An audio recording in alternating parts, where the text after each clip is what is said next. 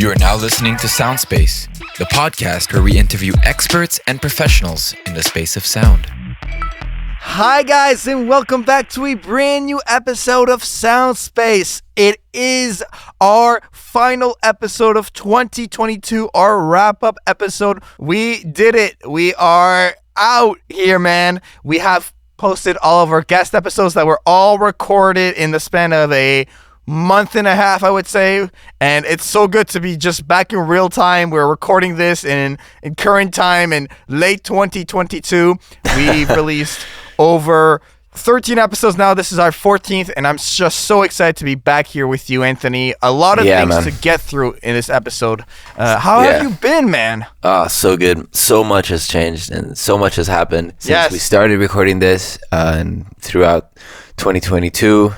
Yeah. Amazing. Yeah, I think obviously this episode is going to be different. We don't have a guest, but we do have a lot of surprises for you guys. Let's just say we have some sort of guest today, but it's not exactly a guest. We're going to be doing this episode in 3 segments. This first one will be a wrap-up of this year, and then when you hear our transition sound effect, that means we're changing segments. I think this first wrap-up this year, before we get into the whole thing, Anthony, I think it'd be fun for our viewers and listeners. Let's just kind of go over how was your year, like outside of the podcast and in audio, and what are some projects you undertook personally, just to give us a quick update, since we haven't heard you since literally a year when we were recording all these batch guest episodes, you know? Yeah. So I don't remember when we recorded the last one, but I worked at a studio for a while, and that was incredible. And then I moved city. I'm living now in Toronto. So that was a hell of an experience, you know. That was, you know, very stressful but fun, exhilarating, you know. So many new things. You know, starting out new jobs, you know. Starting off was kind of the rough part, you know.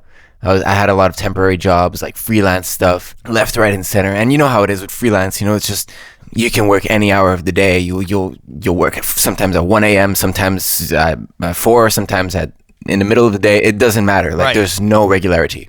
And yeah, now I'm just I got myself a regular, I guess, stable job, which is kind of a breath of fresh air. So yeah, what about you, man? What have you been up to? So much. Obviously, I continue to produce content on all of my other projects. This year was a lot of fun. I worked at a lot of different studios. Continued doing the location sound stuff, and that's been going great. Started doing more freelance work. The Spotify blew up so much this year for me. Produced hundreds of covers, you know. I don't know if hundreds, but at least I've been posting a lot of covers, and Anime Podcasters has been going great. And Chip Machine released an EP for that, and just a lot of it went really well. This year went really well. Congrats, I also moved places, still in Montreal, and you know what? I'm in a really good headspace, and I think that this year was a lot of fun too, because it allowed me to grow as an engineer, and I feel like we can both agree to say this, that like Anthony and I have a new vision for this podcast. We really want to take it to another level, and you will see that in the next coming segments that we're really upping the levels in 2023. You guys are going to expect some big things are coming in 2023 in terms of guests, content. Just a lot of big things are happening, and I'm extremely excited for that. Let's just jump into, before we wrap it up, let's jump into this year. We had 12 different guests. We had Caci Pochis, Jacob Lacroix Cardinal, Daniel Savage, Vincent Gravel Trudel, Kayla Shears, Juan Gomez, Nusha Tahirian, Tiana McLaughlin, Marquis Desmarais, Luca the producer, and our most recent guest episode, Michael Pensano. All of you, a big thank you for giving us your time and your voice and sharing your growth in audio. It was an extremely informative, educational, inspiring, beautiful 12 conversations that Anthony and I were blessed with. I'm really, really grateful for all of you, and just a big thank you. Anthony, what are your thoughts you want to share? You said it right, man. Like, truly inspiring. I love that you use that word, because I met some of the guests for the first time when we interviewed them. And, you know, you know who I was when I started recording this with you, and how much I feel like I've changed after meeting these people and speaking with them and becoming close friends with some of them. Is just hearing people's experiences and their processes and their ways of thinking. It was truly inspiring. That was a perfect word. I couldn't have used a better word to describe it. Yeah. Well, I'm in full agreement with you. For me, these episodes, they really all stood apart from each other. We had some people from the electroacoustic program, like Caci and Danielle and Kayla, and literally a teacher of it with Michael Pensino. We also had Tiana, and all of these people, just them, are all so different and have all these different experiences in sound, are so interesting. And then we had artists like Marquise de Marais, which, you know, is another just incredibly talented musician and just in her own rights, and she's putting out amazing music, and I'm so proud of her. We had film music people like Nusha, you know, who has been doing fantastic compositions on her social media and studying hard, and I'm so proud of her. And I obviously Vincent. Vincent's another definitely one of these people that I met him at UQAM in the film music program, and he just has this hard work ethic that I really respect, and talent that I really knew. Like, I literally, when Anthony and I were coming up with our first draft of guests, I was like, I know a guy. We have to get this guy on, you know? You're like, this person is a necessity. We have to have this guest on. I was, all right. Yeah. Yeah. I was like, this is like, if we're doing this person's coming on. And obviously, I want to give a big shout out to my two Planet Studio brothers, Jacob and Juan.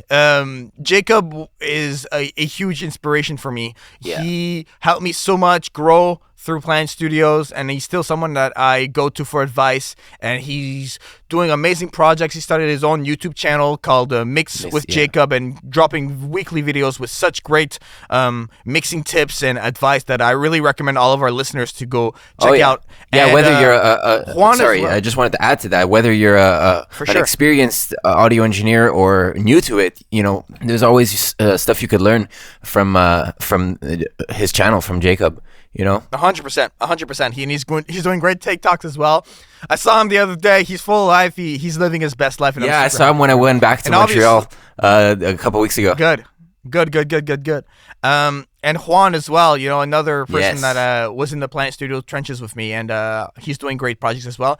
And of course, Luca, the producer, another super talented producer that I'm so glad said yes to this. And his episode was one of the ones where we were in real time recording it, and as he was discussing his projects, I was just mesmerized, and I kind of lost like the interviewer hat for a minute, and I was like, whoa. And then and tell me more. I was like gushing and nerding out the entire episode, and that one's got really good feedback as well. Every episode has gotten great feedback. It's really crazy to me that so far, not one hate comment came our way. Not one negative thing came our way. Everyone enjoyed every single episode, and for that, thank you all. Yeah. And well, you know, why would they? Because it's just nothing but, I don't want to say that, but this is good. It sounds cheesy when I say that, but it's just good vibes, you know? I really like the energy that we created here. I agree. So let's go ahead, and I think we should just talk about, let's tease a little bit here. Obviously, Anthony and I are Soundspace. But if you want to grow things, Anthony, you need to recruit. You need to. You got to find someone who's passionate about music and sound, and you got to see if they're willing to put on the podcasting headphones and microphone and discuss with us. Should we bring in a third person is what I'm asking you right now. Is that where we're heading right now? I think absolutely we should. Absolutely we should. Yeah. I agree. I'm in full agreement with you. In fact, let's go ahead and do that in this very next segment. And with hiring comes firing. Jaian, you're fired. That would have been and, you know, we need to replace myself. That's why this will be my last episode. Hello, everyone, and welcome to segment 2. Let me please introduce you a brand new podcast member, Quddus, Gordon. How are you? Thank you very much, good sir. Is there an applause sound effect We that we will can put insert right it later. here Don't worry about it. Okay, so that I feel welcome. Or maybe a boo. Like we can insert that. Or Well, you know what? After the technical problems that led up to this, I think that would be earned. some But crickets. You know what? This is a positive environment. Quddus is joining us as the third member of Soundspace. How are you doing today, Quddus? I am better than ever, Jaian. How are you? I'm doing very well, and I'm very glad to have you come on with us. Q is going to be a new host. He's going to be adding in his perspective, and I want to just maybe start off with how you and I met and how we reconnected, and then let's talk about your experience in audio and music and what you will bring on the podcast. I'm very excited right now. So, how did we meet, Q? Give us a little bit of the quick story here. That night is a bit of a blur for me, but I know for a fact that Katie was hosting a end of the year MIA party, and I think I didn't know a ton of the people there because I thought it was just going to be the people in my class, but she was in a different group. So I just saw a bunch of people sitting in a circle on the floor, and I said, okay, this is my group now. I just sort of glommed onto the side of that. And you were one of them, and we got to chatting. I think it was you, me, and Mark of Okies, right? Yes, Mark. It was the three of us, and we just started chilling. And then at some point, you said, oh, let's keep in touch, and then invited me over to your house to do an anime cover, which I had never heard of. I knew you were like an anime freak, but I knew nothing what I was doing. You were just like, okay, play this thing on the guitar. And I was like, okay. And then you're like, okay, now do this bass thing. And that was, I think, the first time I came to your house when you're still living in Yes, very much Hull. So. Exactly. That was the last time. That's all right. That was the first and last time that I was invited to Jaian's house. Because then I moved to Montreal. But yes, exactly. Q and I met because we both did the music industry art program at Algonquin College in Ottawa. And there was an end of semester party for your year because Q did the year right after me. And there was this one person who was hosting that party who attended the program for both years. So she invited me, and that's where I met Q. And that's exactly correct. We collaborated on doing music, and you recently moved to Montreal. Yes, I and did. We reconnected here, and I'm so glad we did. What are you doing now in Montreal? What are you doing audio there now? I am working at a lovely studio called SNG Studios, although the name might change by the time this comes out, so I might put a little tag on that later. But they're in the middle of an ownership change right now. But yes, I'm working as a house engineer there, and it's awesome. It's an amazing gig, and kind of working on my own music on the side, just Great. for fun. Very exciting. What kind of projects do you do over there? Lately, I've just been building a lot of instrumentals for projects that will have vocals recorded over them independently from me. Like I'm just overseeing the kind of construction of the like the foundation of the song, just executing all the drums, bass, chords, and leads and whatnot. And that's kind of the job that I'm most often doing. However, lately I have a really regular gig with reference pitch ads. So you know the deal. Like you have a description. An advertising agency will reach out and say, "Hey, we're looking for this type of instrumental. This is the genre. This is the tempo. This is the atmosphere. Blah blah blah." And then I just make something like that. And I've just been submitting, all these little sort of 2.5 minute ideas. And I recently got one picked up. So Oh, nice. who knows? Congrats. I might be Congratulations. scoring an advertise. I've been told nothing about the ads themselves because I guess it's confidential until it comes out. So I don't know what's it's an ad for, but it's kind of a lot of fun. I just get to be creative and throw some ideas For down. sure. That's super exciting. Congratulations. Have you guys done that? Very- I haven't. It's very No. consistent money. It does sound like a lot of fun though. I wouldn't mind doing it. I've done it a little bit this year. I started putting my toe back into the film music pool and signed a few contracts here and there. Nothing major picked up yet, but it's a very exciting endeavor to embark on for sure. I want the audience to know, like, Q, I really perceive you as a very musical person. You definitely have audio aptitudes as well. I don't want to take that away from you, but I think you're one of the most musical people I know. And what's very exciting about that is as we go towards the guest that we have this year, a lot of artists are going to come on, and I think you're going to be able to reach them in a way that I can't, because I'm definitely not as musical as you. Let's maybe talk about your musical background a little bit, just so people know what instruments you play, what inspires you, what's your approach, just to get to know you more on that level, because it's something that you do very well. Yeah, I mean, you're definitely correct in that. If you were to divide music people into groups of are you talking about decibels? Are you talking about phantom microphones, preamps, etc., or are you speaking about major sevenths, things like that? I'm like, when it comes to the theory, the part that I am far more educated on is the musical side. Despite going to college, I still feel that I'm more leaning towards the musical side. So I think that's why we have a good little dynamic, because you're much more in the electroacoustic, in sound and audio and the technology angle of it. So I have an EA background, and I still feel more musical than technical. I don't think that says much. Okay, I made a generalization, I suppose. How dare you? Would you say that most people in that program are kind of technology leaning or music leaning? Oh man, that program it's so diverse. Has a wide variety. You exactly. Can't really... It's so diverse. Anthony said it perfectly. I would say 50-50. Yeah. Because I don't know. Because I don't know, I would say 50-50. Okay. I wouldn't even number it personally. I just feel like people who the group of people I met in there and graduated with, some of them are doing just creative classical music stuff. Some of them are just doing posts for television. Some of them are just doing location sound. It's so all over the map. Some of them are just making sound design projects. It's really, really, really wide.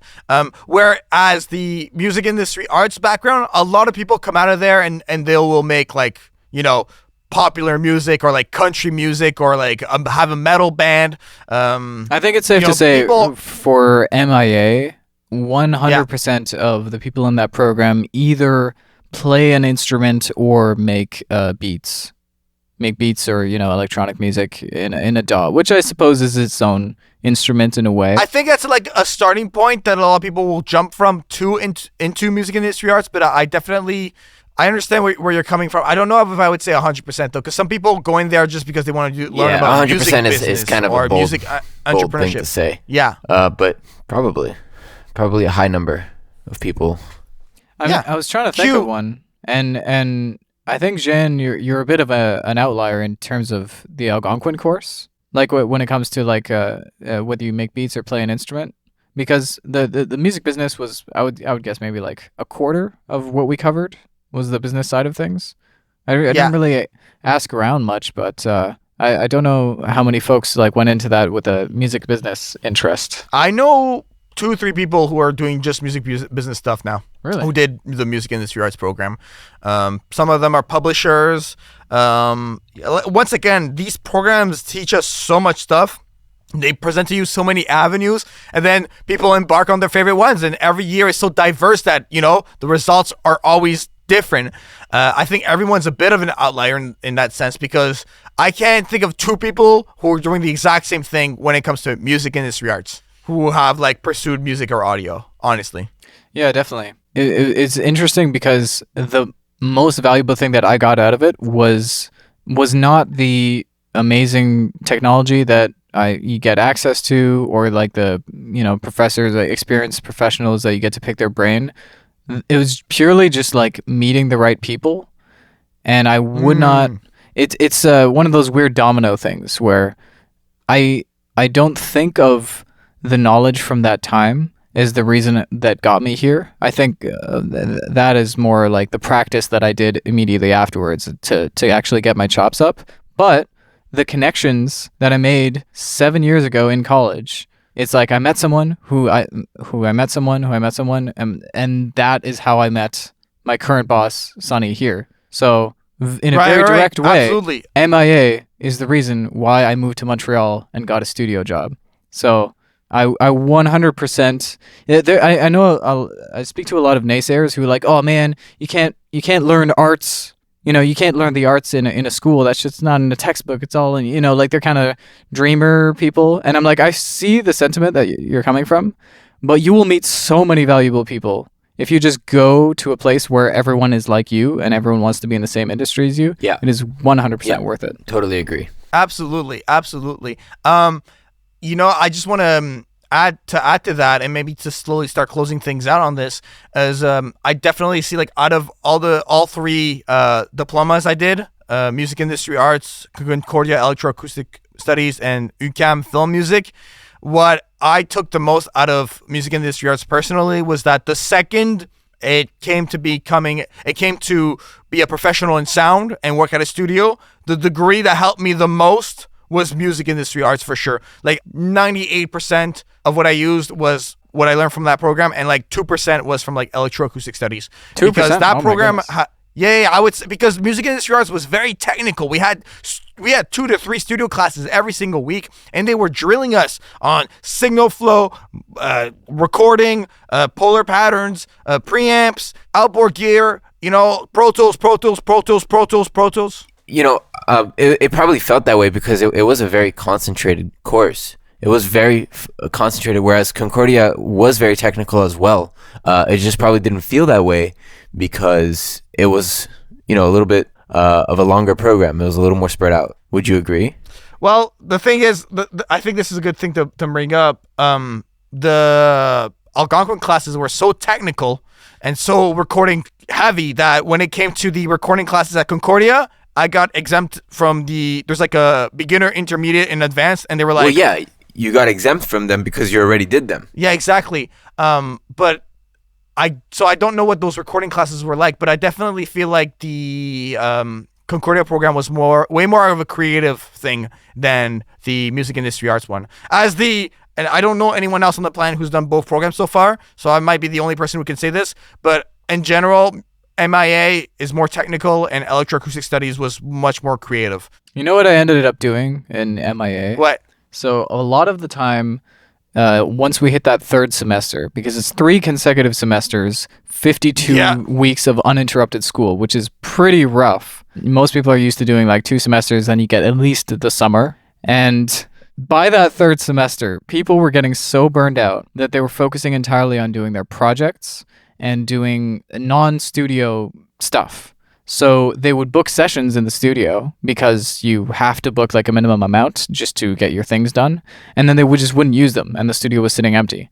And every time I noticed that happen, I would just stay and I would just use their slot, which technically you're not allowed to do, but hey, there's a statute of limitations on my crimes in the MIA years, so I can tell this story. So I would stay in the studio all night long for all those booked slots that people didn't use, and I would just mix and practice my signal flow and do all of these things, and then I would just walk home at like 5 a.m. as the sun was rising.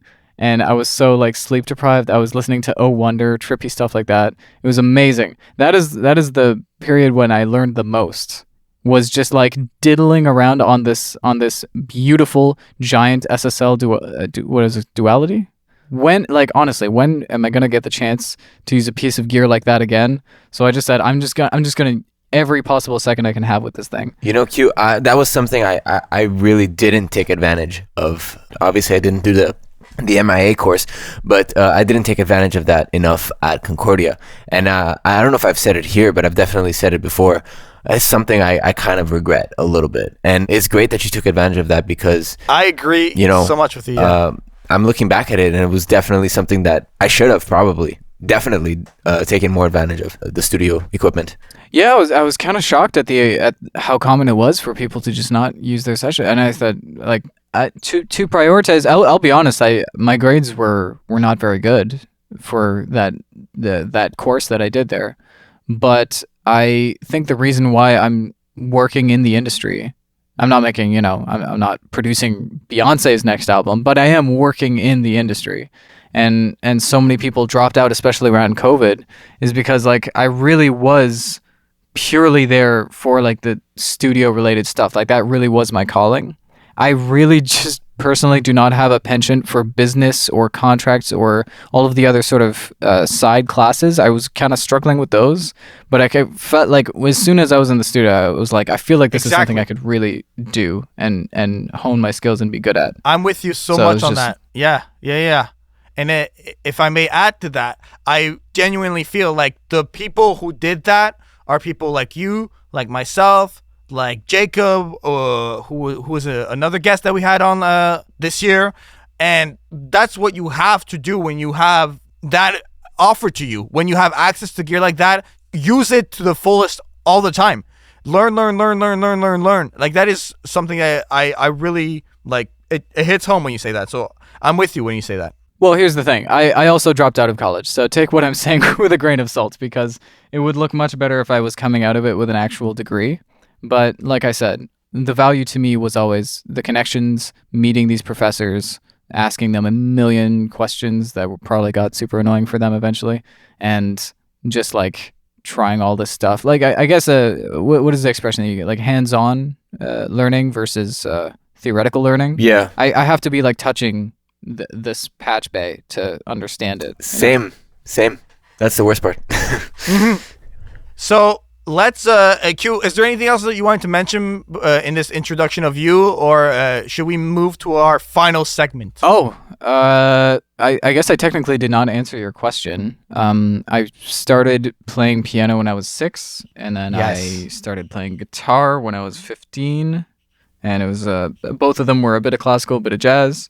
And then, gradually added in bass, drums, and sort of slowly picked up all of the standard instruments, took a few lessons in each one, mainly for the purpose of just communicating better with the artist. I found that really helpful to be able to, when I'm tracking a drummer, I've noticed so many producers, the way they speak to the talent is there's a disconnect there where they're going, just give it more energy. And the drummer's like, I don't know what you mean. So the fact that I know the phrase, I know what a paradiddle is. I know what all of these terminologies for each instrument. I have at least a base enough knowledge of them that I can really be specific with my words when I ask a musician to do something. So that was really my motivation for learning all of these things. I'm not a professional in anything I would say except for piano. But that's pretty much my musical background, yeah. To answer your original question, which I totally took a tangent off of. All good, but thank you so much for answering it. All right, I think it's time to move on to our final segment. What are you guys going to expect in 2023 now that we have a new member? Maybe more episodes? Maybe more stuff? I don't know. We'll see. We'll see you in 3 seconds. So, welcome to our final segment. What are people going to expect in 2023 with now that we have a new addition to our podcasting team? What's going on, Anthony? Let's let you introduce this new endeavor that you and Q are taking on. You guys are doing something big this year. Yeah. So, well, in 2022, we had you and I interviewing guests and meeting new people. This year, we're going to have Q. Well, we have Q on, and that naturally means we should have more episodes. So what we were thinking is, perhaps some conversational episodes between Q and myself, so not every episode has to be guest-based, Yeah. Not every episode has to have interview. It's just more, like I said, conversational, relax. Not that the others aren't, but Basically, these conversational episodes are going to be new topics that Q and Anthony will be doing once a month, on top of all of the guest interviews that we will be doing once a month as well, meaning 2 episodes a month. We are doubling the amount of episodes, and I'm going to be more on the interview side of things. I might come on the conversational ones. We might have previous guests from 2022 come on, but I'm definitely going to be much more involved in the interview side of things, and Q and Anthony will also be alternating onto the interview episodes with me. And I'm very excited because it's going to give a new perspective on, because it was always the same two people every time for these. So it kind of gave like a same setting. But I think that giving new perspective with new co-hosts every episode will be able to freshen things up a bit more. So it's not always the same format. In terms of episode... That's what I am, Jaian. I'm fresh. Yes. Your content. That's all you are. New fresh. The new freshness is in town. The musical perspective will be asking questions to the engineers and artists and film music composing, sound designing professionals of the audio world. And his name is Quddus Gordon, and we're very excited to have him on. That's right. Exactly. He's bringing the tough questions, the hot takes. Yeah. I never met Q in person, and I already felt like I've known him for a long time. So Yeah. Oh, well, that's very sweet. We have actually never met. That's kind of crazy. that is crazy. Yeah, but to be fair, you moved to Montreal, and I left because you came. Yeah, we know just what? traded. Yeah, I don't like this guy. I gotta leave. I gotta move city. that's like a next level of like not vibing with someone. It's like this whole town is tainted now. I need to find a new land for my people. Oh my gosh. Let's maybe go over now to before we leave all of you, our guests this year. We already have 8 confirmed of the 12 guests. Yep. And I don't want to say who we're interviewing, but you can definitely expect some big conversation with some very talented and interesting people. I don't want to say they're going to be better than than 2022 guests, because you can't just say it like that, but they definitely are going to bring a new perspective that 2022 hasn't touched yet. We're going to be interviewing more film music composers, super interesting audio engineers, artists, Musicians, sound designers, perhaps even some more DJs. This year's guest lineup is going to be very good. I'm so excited. We have some big industry names. Is the only way I will put this. You are not expecting this. You enable your notifications, fam, because what is about to hit your podcast feed, and I'm not overhyping here, is huge. When I was confirming these guests, I was sending them into the Discord server with Q and Anthony. It was all hype. It was big hype. It was big hype. Anthony, would you agree? What do you want to add to that, guys? Like 85 to 90% of Jaian's group texts are like all caps. Like this They man, are. They're not 85 to 90. They are 100%. The people that we're getting on this year. It's no, kind of crazy. I'm just illustrating how excited you are for these upcoming guests. Absolutely. I am super excited. I'm super pumped. We got some old friends that of ours, and we got some potential new friends, like big names. So I am really excited about that. Likewise. Q, is there anything you want to add to that? Like other guest list of people you saw? Like you definitely threw in some names of your own in there. Yeah. No, I'm excited to meet new people. I very much like the idea of like using the podcast as a platform to network and to meet like new people that I would never have talked to outside of like if I was just doing my job, And I have never really had like an in-depth conversation with a film composer. I have so many questions. One of my best friends is a sound designer, so I can't say that, but DJs, I really don't know much about it. Like it's something that I've always been fascinated with. I want to learn, So yeah, I'm excited to sort of pick their brain and see what there is to learn. Absolutely. I think we'll leave it at that. I'm telling you right now, if there's only 2 words I could give to the audience, if there was only 2 words I could give for what you can expect in terms of guests this year in 2023, I would say buckle up. So, Q, where can people find you online? Please let them know where they can follow you. All your links are in the description. That's right. I'm fairly active on Instagram and Facebook. That's about it. But you know what? I will be focusing in the year of 2023 on growing my own little YouTube channel on my own little content there. So that's coming up. And it's just my name. It's just Quddus Gordon. But there are big things in the works. So Yes, absolutely. Anthony, where can people find you? Very nice. Well, as you know, I'm pretty active. Well, not super active, but I'm most active on Instagram, where that's Caci.audio. That's ACACI.audio. And you can find my website at Caci-audio.com. So that's ACACI-audio.com. Perfect. And for myself, I am at JaianMusic on social media. JaianMusic.com is my website. It leads to everything I do. Everything else is there. The artwork for Soundspace is provided by GoPro Kyo. He is available for hire. He is the top link in the description. Go follow him. Go check out his website, his portfolio. His rates are very affordable, and he's doing amazing artwork. He also did the artwork, and I'm plugging this as well, for the brand new Chip Machine EP that I collaborated with Quddus on, called 5 Days, an EP where on 5 separate occasions, Quddus and I met up, recorded, and whatever we recorded that day becomes the song. And that's the concept of the EP. It's called 5 Days for that reason. Very excited for you guys to listen to this. As you are listening to this episode, that EP has likely dropped, so go follow Chip Machine everywhere for that.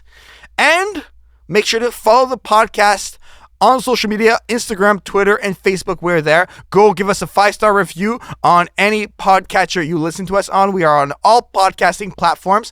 And that is it. So for myself, Quddus Gordon, Anthony Caci, this has been another episode of Soundspace. Bye. Thanks, guys. Cheers. peace.